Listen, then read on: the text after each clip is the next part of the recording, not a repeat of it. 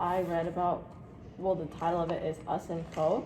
And I think that my interpretation of it was that it's like basically a part two to one of her previous poems, It and Co. So It and Co. mainly centers around Tracy K. Smith's claim that like the universe itself is its own entity and that we as humanity are rather like living in its presence, not the other way around. But then Us and Co. kind of flips that around, and instead of centering the universe's entity, it rather centers like our lived experiences as humans and kind of talks about like this is what makes us humanity. And I think in terms of like tensions and stuff like that, I think the first 6 lines until like the bumping up against a herd of bodies until one becomes home, I think it's like a build-up of their about different humanity like experiences. And then I think like there's like a moment of pause, at least when I read it in my head, and then it goes like moments sweep past, the grass bends then learns again to stand, with the grass kind of being a metaphor for humanity and like the experiences we like and hardships we overcome, and then we continue to like exist after that. So that's kind of how I interpreted it, and I think this poem also has a lot of significance being placed at the very end of the book, because it's kind of like a nice wrap up to going like, when a lot of her poems were centered around the universe, now it's finally wrapping up going like, even if the universe does have like its own significance as its own like presence, like at the end of the day, like we are humans, we're living through our own like seeing, perceptions, and experiences. Yeah, I really like how you're drawing that connection to the It's and Co. And going beyond just like the title similarities. Yeah, I think that's a really good connection to connect it back to a previous poem, and especially what you said about the feeling of pauses, like especially the way the lines are organized and the fact that there's like such a large gap between like the ends of the lines. It also gives that feeling, and it is very like noticeable how it changes. Basically the title changes from it to us, so it is that feeling of just describing the universe as like one entity versus examining each of the individuals in that universe like as a collective body. And what you said about it being placed at the end, I think it also builds up within this section 4 itself. Like even my poem, it's describing a little bit about how the universe itself is like a force that's like above the human level, you know, and it's like a force of nature. But this wraps it up to show how like humans are within the universe itself. Yeah. Okay, so I'll go next. My poem was The Good Life, and it essentially talked about the relationship that humans have with like money and luxuries, and it allows the reader to think about like what kind of a good life they want to live and what it really entails.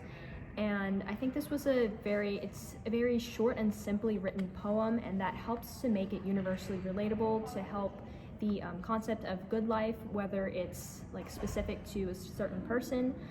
It helps tie it all in together and kind of create that general idea of what it means to live a good life. There's especially tension in the 7th and 8th line, where it talks about the woman journeying for water from a village without a well, because it helps describe the true extent of like the desperation in getting to just food and water, and then setting it in with the descriptions of like coffee and bread, as well as roast chicken and red wine.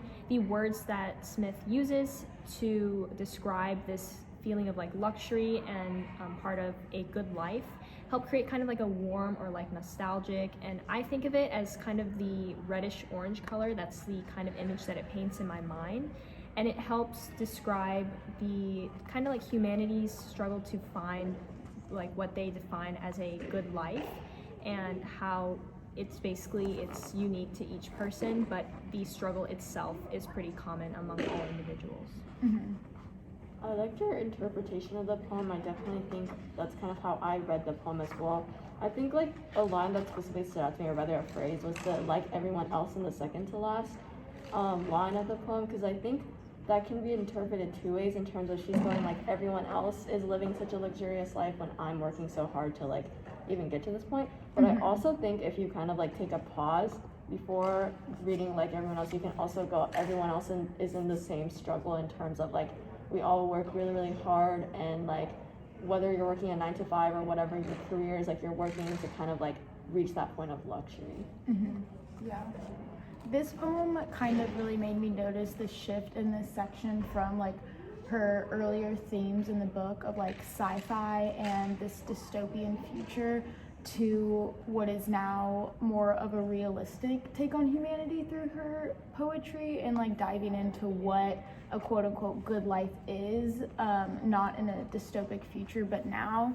And I really like this poem for like highlighting that, because before I read this one, the other ones in the section were a lot harder for me to interpret without like the context of that. You know what I mean? Yeah. And I really agree with that shift. Like you can tell like the shift between JCK's like description of the universe, how it relates to humanity, and then more to like values within humanity itself. So like how she talks about money, power, and like life itself, like longing for life, desperation for life. So you can see a transition definitely within Tracy K. Smith's writing that goes from like the relationship between humanity and the universe, and then relationship within humanity with other Kind of like humans. centering humanity and how like we all have such like interconnected connections within humanity and then with the universe, and And that ties back to the shift from It's and Co. to Us and Co. Right, the right, right. ending, My poem was Sacrament, and this poem took me longer than I would like to admit to understand what it was actually about, because I wasn't thinking of Tracy K's like life experiences of motherhood, and it wasn't until I read the poem next to it that was about conception that I understood it as like the birth of a child, because it was building a lot of tension, introducing this pain that is unique to women, and I was really struggling to understand, okay, well, what is a pain that is unique to women? I don't know why labor didn't like come to me immediately. Like that feels like the obvious answer, but she goes on and really builds tension with her word choice, like deep, despairing, hell, and then when she goes on to say commanding now, and the now is italicized and used as its own sentence, saying like she has no other option but to comply to that command of now.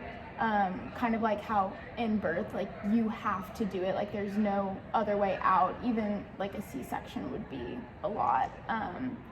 And then also with that diction, sorry, I'm going all over the place. So it was deep, despairing, and then it goes into like drags, dies, death, deep, and just like the repetition of all those words, I feel really encapsulates the spiral that she feels as like she's going down this like really scary journey of bringing her child into the world.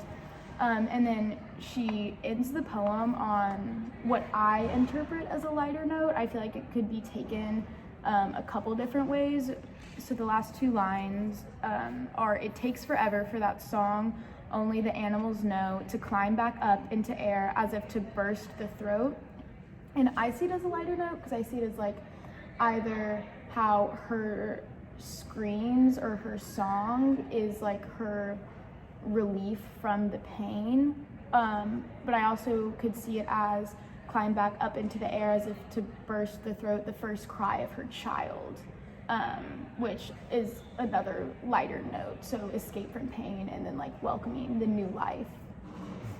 I think it was very important that you pointed out the deep, despairing silence, because I feel like this poem itself, rather than just kind of telling about the notion of childbirth, it helps to show it, and especially through the idea of like sound and like being able to hear the experience. And the way that she describes silence in the beginning really strongly contrasts with the now later, and it kind of helps it like jump out more. And it helps create that contrast and basically have the reader feel what it's like to go through childbirth rather than just hearing about it. Right. But I definitely agree that diction plays a really, really big function in this poem, because I think compared to like a lot of the other poems which kind of explore themes like more like nostalgia, honestly longing, kind of like humanity's longing for purpose and things like that, I think this poem is one of the more intense kind of poems, especially not just in this section but throughout the book overall. And I think like obviously Tracy K. Smith used these very like intense words very strategically to kind of get that message across about like the ideas of pain. And like I think you could universalize this not only to the pain of childbirth, but also like humanity's pain and hardships in life, and kind of like how that connects overall to general humanity. Definitely, because she does talk about death a lot in this poem and draw comparisons between the two, which death and grieving is a much broader thing that's applicable to all of humanity and all of the universe. And like when you see it, like it's still very loose, very closely tied to this overall theme of like up until now, Tracy K. Smith's talked a lot about how the universe is like an unstoppable force. It's like it continues along. Humanity is just a part of it. Somewhat like within like the diction, like deep down despairing, and it like describes an inescapable pain during labor. Like it's almost like he's connecting that to like the like the unstoppable nature of the universe itself. It's like this is talking about a human experience, but it still relates into that bigger idea. And it's also not an experience unique to humans. It's very Right. animalistic. So to draw that connection, that's really good insight. I like that. And then lastly, my poem was Everything That Ever Was. This one's more towards the beginning of section 4.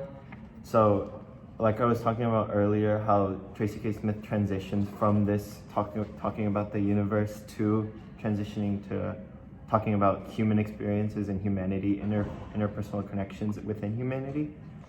So Everything That Ever Was is more of like an extension of It and Co. somewhat, because it describes nature. It describes the universe as like nature. There's a lot of comparisons, so it says like the wind the rains ride in on, or like the groundswell it surges up. So there's a lot of nature references. Even there's personification where it says, and the trees that wash as I write sway in the breeze.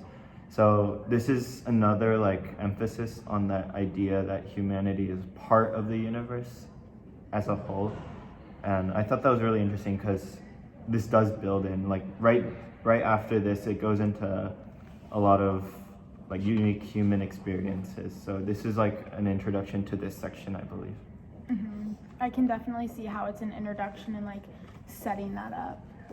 And I like how you said that it's about humanity being parts of the universe, because especially with the way that the lines are divided and there are only like 2 or 3 in each group, it helps it feel like there are just little sections, and it ties to that feeling of just being a part of like a bigger picture and moving from like section to section. And then I definitely agree with you talking about how this poem kind of has that connection to It and Co. Because the word it gets repeated a lot here. Like it's hunger for you and me, it surges up, it surprises last night in my sleep. And so I think that definitely was strategic in the sense that Tracy K. Smith is trying to depict like those intimate experiences that humans have, not only with each other but with nature and the universe as a whole. Because I think in previous poems she uses the universe as its own entity a lot, but I feel like she doesn't use like nature that much, like symbolically. And Definitely. so I think the use of like a lot of nature in this poem, talking about like trees and leaves and branches and things like that, like I think that definitely kind of added on to that idea you mentioned about it connecting overall to like our nature and our environment, and how that in itself is part of the universe again. Right. Yeah. Talking more about the reality we live in and that dystopian, like sci-fi. It's more realistic. Bringing it It's back to more, real life. Yeah. I think all our poems connect really well with each other, because I think each one we chose kind of depicts a different experience within humanity, and then the poem I chose at the end kind of ties those all together, with it being the last poem talking about like experiences. Because I think overall section 4 specifically focusing on humanity's experiences does a really good job of kind of being really conclusive to the overall poetry book, and how Tracy K. Smith's like claims of like as much as like the universe is part of us, we're part of the universe, and kind of like the overall interconnectedness of like our existences. It gives the reader something that they can grab onto and like relate to more than just like the other sections. And it highlights like the different experiences and like the different lives that everyone lives in humanity, but with the underlying commonality that everyone is a part of humanity and the universe, and it really helps draw that all in together.